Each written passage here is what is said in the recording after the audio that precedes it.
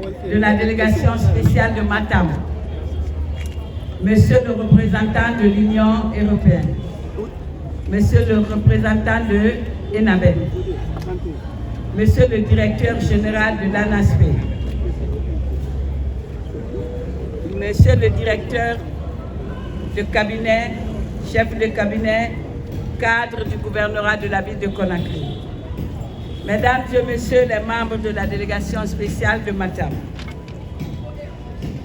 Mesdames et Messieurs, chers invités, tout protocole observé, brave population de Matam, qu'il me soit permis, au nom du Conseil de ville et des populations de Conakry, d'exprimer notre profonde gratitude à l'endroit de son Excellence, Monsieur le Président de la République, chef de l'État, chef suprême des armées, le général d'armée Mamadi Doumbouya pour son leadership.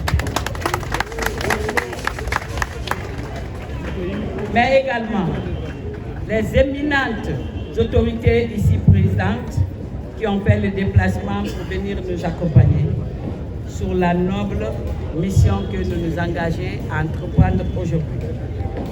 Nous sommes réunis ici ce matin pour le lancement du projet qui vise la lutte contre la prolifération des déchets plastiques dans la ville de Conakry, que nous avons nommé Riz contre déchets plastiques.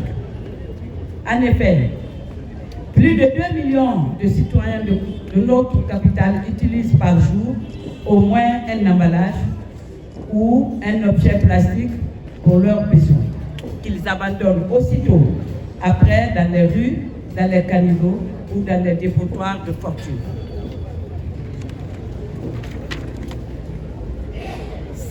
Que ces déchets plastiques soient ramassés ou non, cela ne change pas le problème parce que les déchets plastiques ont une vie dure.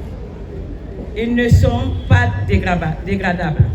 Ils ne sont pas biodégradables. Or, une fois détruit, le capital naturel est irremplaçable. Il n'existe pas, à cet égard, aucune alternative crédible, durable. C'est dans ce souci de préserver notre environnement que les autorités de la collectivité urbaine de Conakry, sous l'autorité du ministère de l'administration du territoire et de la décentralisation, ont décidé la mise en place d'un mécanisme incitatif de mobilisation et d'engagement des populations pour éradiquer ce fléau. La finalité du projet est, à court, moyen et long terme, de mettre fin à la pollution virale pour l'environnement dans lequel nous et nos générations futures sont appelés à vivre. Vous avez compris. Par ce mécanisme, nous voulons instaurer un partenariat gagnant-gagnant dans lequel chaque acteur, personne physique ou morale, est bénéficiaire. En un mot, nous voulons promouvoir une forme d'économie circulaire qui bénéficie à tout le monde. L'enjeu du développement durable concerne à la fois l'État et les collectivités locales qui doivent ensemble, chacun au niveau qui lui incombe, jouer une partition de qualité. C'est à ce titre et à ce titre seulement que le projet d'assainissement deviendra pérenne en Guinée. C'est pourquoi, encore une fois, nous saluons l'accompagnement de l'État et des partenaires techniques et financiers à nous accompagner.